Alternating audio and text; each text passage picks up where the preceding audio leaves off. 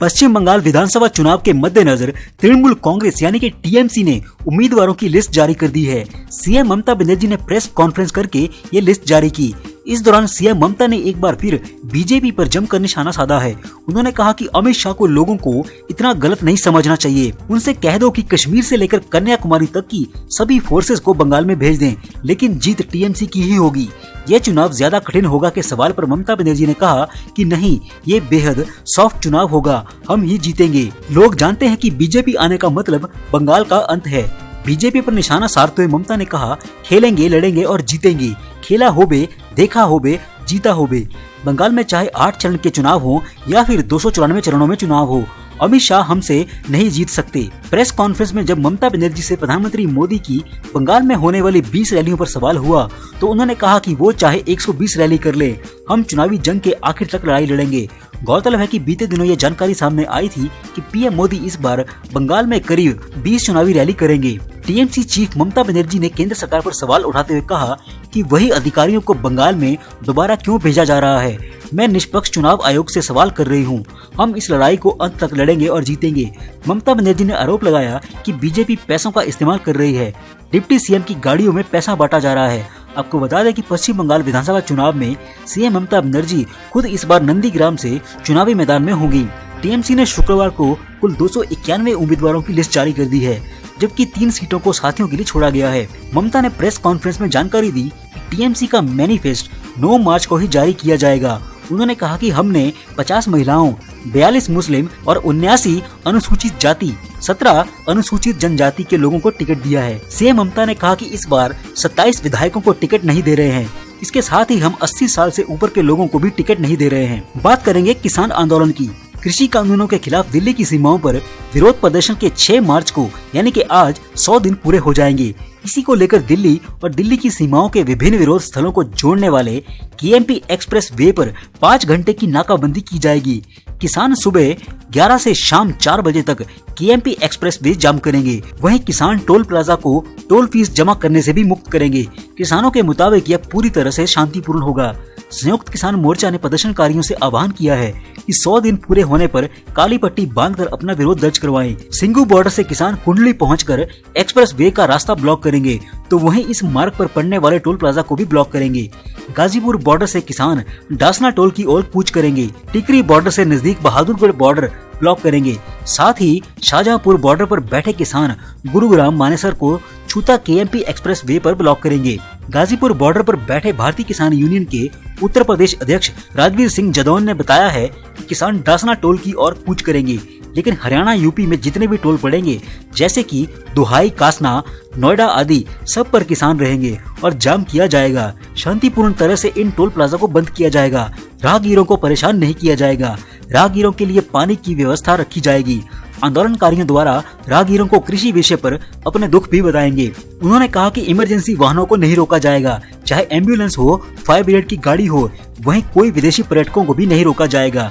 इसके अलावा मिलिट्री वाहनों को भी नहीं रोका जाएगा। संयुक्त किसान मोर्चा ने आम लोगों से अनुरोध किया है कि आंदोलन को समर्थन के लिए और सरकार के खिलाफ विरोध प्रदर्शन के लिए घरों और कार्यालयों पर काले झंडे लहराएं। गाजीपुर बॉर्डर पर बैठे आंदोलन कमेटी के प्रवक्ता जगदार सिंह बाजवा ने कहा है कि गाजीपुर बॉर्डर मंच विधिवत चलेगा। यहाँ से बहुत ज्यादा लोग नहीं जाएंगे। हालांकि कुछ किसान यहाँ से डासना टोल पहुँचेंगे। वहीं ग्रेटर नोएडा, दुहाई, बागपत और दादरी कट पर गाँव के लोग बैठेंगे। बच्चों और बीमार लोगों को जाने दिया जाएगा। बॉर्डर पर रोके जाने वाले लोगों के लिए जलपान की व्यवस्था भी की जाएगी।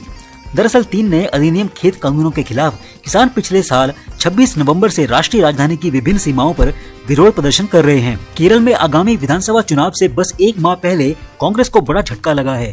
राहुल गांधी के लोकसभा क्षेत्र वायनाड में पार्टी के 4 बड़े नेताओं ने कांग्रेस से अपना किनारा कर लिया है। पार्टी नेताओं के इस्तीफे के बाद कांग्रेस नेतृत्व ने क्षेत्र में कार्रवाई की है। उन्होंने पार्टी के जिला नेतृत्व में संकट को खत्म करने के लिए कुछ नेताओं के समूह को नियुक्त किया है। इस क्षेत्र को राहुल गांधी ने साल 2019 में लोकसभा चुनाव लड़ने के लिए चुना था, जहां से वे जीते भी। कुछ दिन पहले उन्होंने वायनाड पहुंचकर उत्तर प्रदेश का मजाक उड़ाया था, जिसके चलते तमाम भाजपा नेताओं ने उनकी क्लास ली और समझाया कि जिस जगह ने उन्हें इतने दिन सर आंखों पर बैठाए रखा, वहां से हारने के बाद वह भारत को 2 भागों में बांटने का काम नहीं कर सकते। स्मृति ईरानी ने तो उन्हें यहाँ तक कह दिया था कि वे एहसान फरामोश हैं। वहीं शिवराज सिंह चौहान ने कहा था कि राहुल गांधी जहां भी जाते हैं वहां का बंटाधार करते हैं। उल्लेखनीय है कि केरल में 140 विधानसभा सीटों के लिए मतदान 6 अप्रैल को एक ही चरण में निपटाया जाएगा। इसके परिणाम 2 मई को घोषित होंगे। हालांकि इन तारीखों से पहले ही कांग्रेस टूटती नजर आ रही है। नेशनल कॉन्फ्रेंस के प्रमुख डॉक्टर फारूक अब्दुल्ला के बाद पीडीपी प्रमुख और जम्मू कश्मीर की पूर्व मुख्यमंत्री महबूबा मुफ्ती पर प्रवर्तन निदेशालय यानी कि ईडी ने शिकंजा कसा है। मनी लॉन्ड्रिंग मामले में महबूबा को पूछताछ के लिए 15 मार्च को दिल्ली में ईडी मुख्यालय में पेश होने का समन जारी किया गया है। 60 वर्षीय पीडीपी नेता को करीब 1 साल से अधिक हिरासत में रखने के बाद पिछले साल रिहा किया गया था। महबूबा मुफ्ती के खिलाफ मनी लॉन्ड्रिंग निरोधक अधिनियम के तहत मुकदमा दर्ज किया गया है। पंजाब के मुख्यमंत्री अमरिंदर सिंह ने शुक्रवार को आम आदमी पार्टी यानी कि आप पर एक बार फिर से हमला करते हुए कहा है कि कृषि कानूनों और किसानों के आंदोलन के मुद्दे पर पार्टी ने अपना असली रंग दिखा दिया है। यह बात उन्होंने विधेयक को निरस्त करने पर की जा रही वोटिंग के पहले आप के सदस्यों द्वारा वॉकआउट करने पर कही। मुख्यमंत्री ने बयान जारी करके कहा है कि असल में आम आदमी पार्टी कभी भी किसानों या उनके हितों की रक्षा को लेकर चिंतित ही नहीं थी। इससे साबित होता है कि इसका नेतृत्व बीजेपी का एजेंट है। यही वजह है कि इसके राष्ट्रीय संयोजक और दिल्ली के मुख्यमंत्री अरविंद केजरीवाल आंदोलनकारी किसानों के खिलाफ बोल रहे थे। कैप्टन अमरिंदर सिंह ने सदन में 3 कृषि कानूनों में से एक को लागू करने वाले दिल्ली गजट नोटिफिकेशन की प्रति यानी कि कॉपी सदस्यों को दिखाई। साथ ही दोहराया कि पार्टी किसानों को अपना समर्थन देने का झूठा प्रचार कर रही है, जबकि असलियत यह है कि किसानों के मुद्दे पर उन्होंने बार बार अपने कदम पीछे खींचे हैं। इससे पहले सदन में आप के सदस्यों ने वॉकआउट करते हुए आरोप लगाया था कि मुख्यमंत्री कृषि सुधारों को लेकर केंद्र की तरफ से गठित की गई उच्चाधिकार प्राप्त समिति के सदस्य हैं और इसीलिए पार्टी को कृषि कानूनों को लेकर निर्णय लेना चाहिए। इस पर मुख्यमंत्री ने कहा कि उन्होंने इस समिति की किसी भी बैठक में हिस्सा नहीं लिया, बल्कि उनके मंत्री मनप्रीत बादल ने एक बैठक में और दूसरी बैठक में एक अधिकारी ने हिस्सा लिया था। इसे लेकर अमरिंदर सिंह ने बाद में कहा कि आपको सच्चाई में जानने में कोई दिलचस्पी नहीं थी, बल्कि वो इस मुद्दे पर गलत सूचना फैलाने के अपने दुर्भाग्यपूर्ण एजेंडे को जारी रखना चाहते थे। बात करेंगे पाकिस्तान की। पाकिस्तान में प्रधानमंत्री और चुनाव आयोग के बीच जुबानी जंग छिड़ी हुई है। इमरान खान ने गुरुवार को पाकिस्तान की आवाम को संबोधित करते हुए चुनाव आयोग पर निशाना साधा था। अब एक दिन बाद पाकिस्तान चुनाव आयोग ने इमरान खान को जमकर फटकार लगाई है। चुनाव आयोग ने कहा है कि इमरान खान जीत मिलने पर खुश होते हैं और हारने पर सवाल उठाने लगते हैं। आपको बता दें कि इमरान खान सरकार के वित्त मंत्री को सीनेट के चुनाव में हार का सामना करना पड़ा है, वो भी बुरी तरह। इस तरह इमरान खान ने चुनाव आयोग पर चुनाव में गड़बड़ी का आरोप लगाया है। इमरान खान ने कहा कि चुनाव आयोग ने गुप्त मतदान करवाया है, जिससे उनकी पार्टी के कई सांसद बिक गए हैं। मालूम हो कि इमरान खान इन दिनों चौतरफा संकटों से घिरे हुए हैं। एक और विपक्ष उनके इस्तीफे की मांग पर अड़ा हुआ है, वहीं सेना ने भी उनसे किनारा कर लिया है। चुनाव आयोग ने कहा है कि ये अजीबोगरीब मामला है।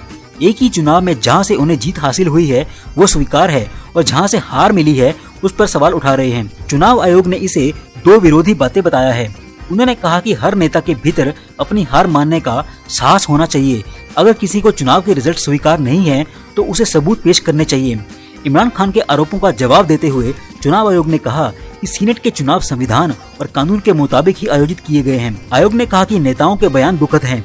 चुनाव आयोग ने खास तौर पर यह बात प्रधानमंत्री इमरान खान के उस संबोधन के लिए कही जिसमें उन्होंने कहा था कि चुनाव आयोग ने लोकतंत्र को नुकसान पहुंचाया है। इमरान खान ने गुरुवार को कहा था कि पाकिस्तान में कानून ताकतवरों की मदद के लिए है, हमारे 16 मेंबर बिक गए। पाकिस्तान चुनाव आयोग ने पाकिस्तान की जमहूरियत को नुकसान पहुंचाया है। खैर जो भी हो, आज इमरान खान की किस्मत का फैसला हो जाएगा, क्योंकि आज 6 मार्च को उन्हें संसद में बहुमत साबित करना है। अगर वो बहुमत साबित नहीं कर पाए तो इमरान खान की कुर्सी गई समझो। ब्यूरो रिपोर्ट, ताजा न्यूज। जय हिंद, जय भारत।